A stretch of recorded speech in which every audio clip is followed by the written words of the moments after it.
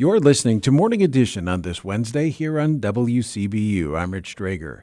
The Democratic congressman representing Central Illinois and Washington says he's not satisfied with Secretary of Defense Pete Hegseth's answers about military layoffs in his district.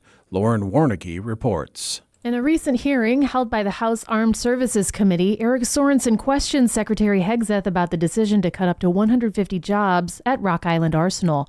Sorensen's district cuts through Bloomington Normal and Greater Peoria and winds up through the Quad Cities and Rockford. Rock Island Arsenal contains headquarters for Army Sustainment Command and Joint Munitions Command, which manage the production and distribution of ammunition and weapons.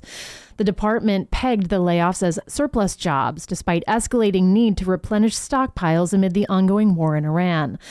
Hegseth told Sorensen he'd have to look into the particulars. But there have been places where we haven't been moving fast enough with munitions, and when people don't move fast enough in the Department of War, we find someone else that will run fast. This is Joint Munitions Command. I mean, your department says that you're prioritizing munitions, yet you cut 58% of Joint Munitions Command at Rock Island. But let me move on. My district is also munitions are not built by commands. They're built by businesses, says Hegseth, who rebranded his department the Department of War late last year. Hegseth says trimming workers has less to do with need and more to do with redefining departmental standards of excellence. Great performers will always have a job at the Department of War, and when you reestablish merit, sometimes things happen, but we're grateful for all the vets that serve. And in fact, we've created a Patriot pipeline for service members to get into the defense industrial-based manufacturing business, to consider that as a second career. But Hegseth's answers didn't sit well with Sorensen. These are two essential parts of armed services. And Pete Hegseth is firing people. And we all should be worried about that. Sorensen took questions during a recent visit to Bloomington Normal. Stops included Normal City Hall, where he announced plans to seek additional federal funding for flood mitigation at Uptown, and at Fairview Elementary School in Normal. Fairview's community school program, in partnership with the Normal nonprofit The Baby Fold, is staring down a June 30th deadline when its federal funding will run out. The Trump administration doesn't plan to continue funding community schools, which provide need-based services to community members at a neighborhood public school. Fairview isn't the only school in the news.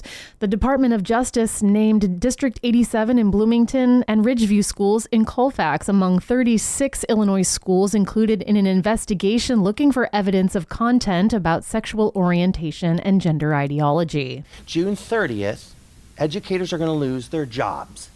So am I surprised that he sends the DOJ to a blue state like Illinois to try to make waves, to try to get us to look away from the fact that he's cutting the education of our students? I'm not going to look away. Sorensen says the investigation is also designed to distract from gas prices, which peaked last week in Bloomington Normal a penny shy of $5 a gallon.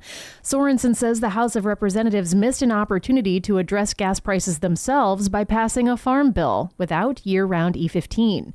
The ethanol fuel blend can't be sold in the summertime, something Sorensen says he's been pushing to change. If we had year-round E15, we could lower the cost of a gallon of gas, but then also help our farmers.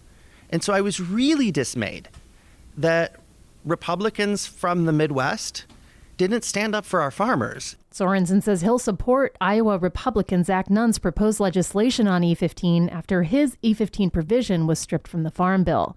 A third stop in Bloomington Normal was visiting 24 trades union members to discuss data centers. Sorensen says he's aligned with state Democratic lawmakers in supporting data centers in his Central Illinois district with certain conditions and oversight. Sorensen says he doesn't want to see Illinois lose out to another state or another country, provided data centers keep noise levels, water use, and utility cost bleed in check. But let's also understand that most data centers aren't taking more water than a brand new club car wash on Veterans Parkway. McLean County has set a land use policy for data centers. The state has attempted to put forward legislation to limit water and power consumption, but hasn't succeeded yet. I'm Lauren Warnicki. And I'm Rich Drager. You're listening to Morning Edition on WCBU.